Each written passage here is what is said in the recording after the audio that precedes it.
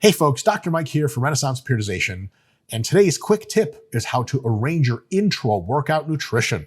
Ooh, very cool. Let's get into it. So, first, if your workouts last less than about an hour, you probably don't need any intra-workout nutrition. Outside of just being hydrated when you start the workout and staying hydrated all the way through, like if you get thirsty before a leg press, you just go have a drink of water at the fountain, you are totally good to go. It's just a matter of fact that the amount of time processing the nutrients that you're taking in intra is going to be right occurring at the very tail end, last several minutes and after your workout. It's not going to help intra at all. You can have an intra shake for short workouts, but there's just no scientifically reliable benefit I can describe to you of that occurring. Especially if after the workout you go and you have a post-workout meal within 30 minutes to an hour, you're fucking good. Now, in workouts that last 1 to 2 hours. Now, I won't cover 2 hour plus workouts. That's a whole other thing. If you want a video that covers all that stuff, get over to the YouTube channel Alacrity Endurance. My fellow RP coworker and super PhD in sport physiology and sport performance, Dr. Alex Harrison. He runs that, him and Michelle Howe. Does Michelle Howe have a PhD yet? Oh, yeah, she has a master's degree for sure. She maybe has a PhD already in any case. Super sharp folks. They'll take care of your advanced nutrition needs if you're on the endurance side and have 2, 3, 4 hour long rides and all that stuff. Definitely go check them out. For 1 to 2 hour long workouts, sometimes, you know what I'm saying, like training legs can take fucking an hour and 55 minutes. Absolutely. Here are some recommendations you could choose to use, and I'll loop back at the end of what the could part is about.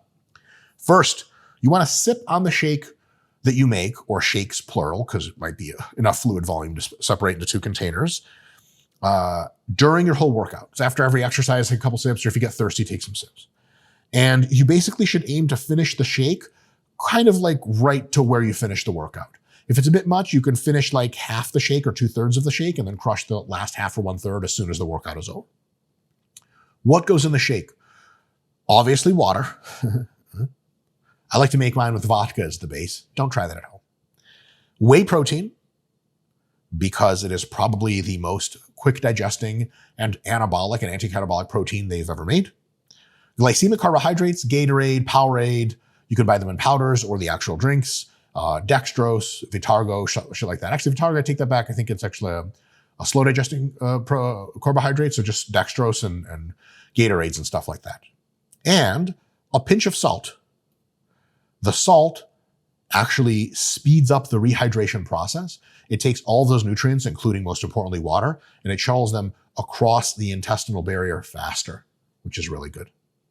Now, ratios in that shake, we'll talk about total amounts in a second, but basically for every 1 gram of protein, you add in roughly 2 to 4 grams of additional high glycemic carbohydrate. More carbs for longer workouts and higher volume workouts.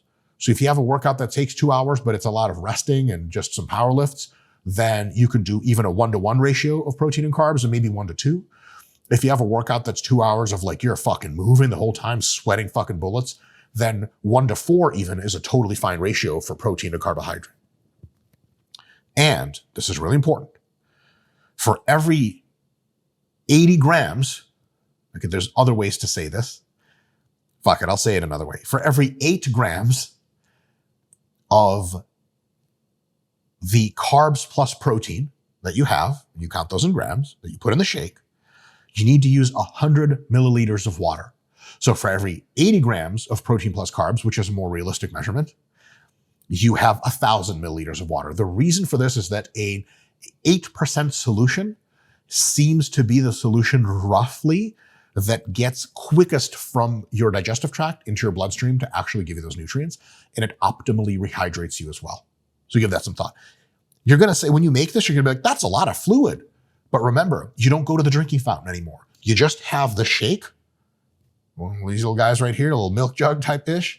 And the shake is the only thing you go to. That's it. Which is kind of sweet because then you get adequately hydrated and adequately resupplied with nutrients at the same time. Awesome. Amount-wise, how much do you put in the shake? Well, generally you take your daily protein intake and you divide it by about 6 to 8. That's the amount of protein that goes in that shake. And the carbs are, as you saw from the other slide, layered on top of that. They have a multiple. So if you know the protein, the multiple tells you the carbs already. So for example, if you have a 200-gram daily protein intake because you weigh 200 pounds or something like that, then a typical shake of yours can have something like 25 grams of whey protein in it and have 50 to 100 grams of carbohydrates. And will be something like, gee whiz, like 1.5 liters of fluid. That's a lot. That's fucking serious. It's not the end of the world. You're not going to piss your pants halfway through the workout, but it absolutely will go a long way towards rehydrating you. So, point number 3, this shake should provide you with all of your nutrition and hydration needs for the entire workout. And a couple of pointers. First, it won't make really any difference in performance for the first hour because you're running on stored fuel already. It'll make a small but meaningful difference in the second hour. And the way it does this is it usually allows you to finish much stronger than usual. Like you guys know, you do your whole back workout and you get to biceps and you're like, I don't want to be here. If you have an intra shake that whole time and sip on it, you get to biceps and you're like, okay, weird. This is going a lot better than usual. It's not night and day, but it's definitely something you can notice. Under the hood, that shake will reduce muscle breakdown, theoretically at least, catabolism, and set you up for anabolism. After the workout, you finish your shake, you go home and you have your post-workout meal, and you've completely, seamlessly sealed off the pre, intra, and post-workout window to be as anabolic and anti-catabolic as possible. Voila.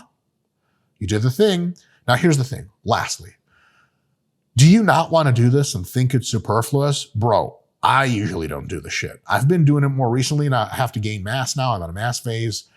And if I just don't eat during my workout, it's 2 hours spent not eating and I have to eat so much after and the rest of the time that I want to throw up. So I'm doing this now just to get in more calories. It absolutely works. And it's just a little bit of extra, just a bit of an extra boost, like 1% or something to your overall gains over your fucking career. If you want the boost and you like having the shake, go for it. If you don't, and you think intra-workout nutrition is absolutely sensationalized to be more important than it really is, you're correct. Now, you like this video? Well, but hold on a sec. There's more. Like, subscribe, do all that stuff. 2 other offers for you. We have a members section. We pay like $5 a month and you get at least 1 extra super in-depth educational and or training video per week. Real nerd level stuff. If you want to learn for real, more. Is there an echo? Then you can subscribe to that. And if you're the extra super high level nerd that wants to do things like talk to other people in a private forum, ask for feedback on your physique and feedback on what you should be doing next, be offered a crap load of, free, included programming and diet advice, and get to ask myself, Jared Feather, and a bunch of other highly qualified people questions that are answered live in the group once a week. Team Full ROM Forum, that's where you want to be. Link in the description. Give it some thought. Do you have any questions about the offerings? Shoot them below. We'll try to answer the comments. Lastly, maybe not today, but sometime this week, get out into the world, get into the sun, take off all of your clothes and just be. My favorite place to do this is the local Walmart parking lot. I'll see you guys next time.